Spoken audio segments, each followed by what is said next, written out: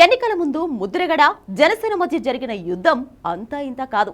పిఠాపురంలో పవన్ గెలిచే పరిస్థితి లేదని, ఆయన గెలిస్తే తన పేరును పద్మనాభరెడ్డిగా మార్చుకుంటానంటూ మీడియా సాక్షిగా సవాల్ విసిరారు ముద్రగడ.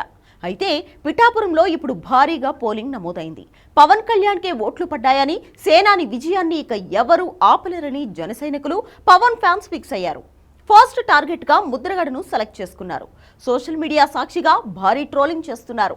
ముద్రగడ నామకరణ మహోత్సవం అంటూ పవన్ ఫ్యాన్స్ చేస్తున్న రచ్చ అంతా ఇంత కాదు. ఆహ్వాన పత్రికలు డిజైన్ చేయించి మరీ సోషల్ మీడియాలో వైరల్ చేస్తున్నారు. ఏమండి, మరి 2024 సార్వత్రిక ఎన్నికల్లో పవన్ కళ్యాణ్ గారు ఘన విజయం సాధించిన తర్వాత తన పేరును పద్మనాభరెడ్డిగా మార్చుకుంటారని మాట ఇచ్చిన పెద్ద ఆయన అతని మాటపై నిలబడతారని మాకు నమ్మకం ఉందండి. కావున అందరూ వచ్చి ఈ మహోత్సవాన్ని జయప్రదం చేయవలసిందిగా మా ప్రార్థన. మీ ఉప్మా కాపీలు మీరే తెచ్చుకోవాలండి అంటూ వెటకారంగా గోదావరి స్లాంగ్ లో రాసుకొచ్చిన ఆహ్వాన పత్రిక ఇప్పుడు సోషల్ మీడియాలో చక్కర్లు కొడుతోంది. పవన్ ఫ్యాన్స్ చేసిన ఈ రచ్చ ఇప్పుడు తెగ వైరల్ అవుతోంది. ఈ ఎన్నికల్లో పవన్ ను ఓడిస్తామని, ఒకవేళ ఓడించలేకపోతే తన పేరును పద్మనాభరెడ్డిగా మార్చుకుంటారని ముద్రగడ సవాల్ విసిరారు.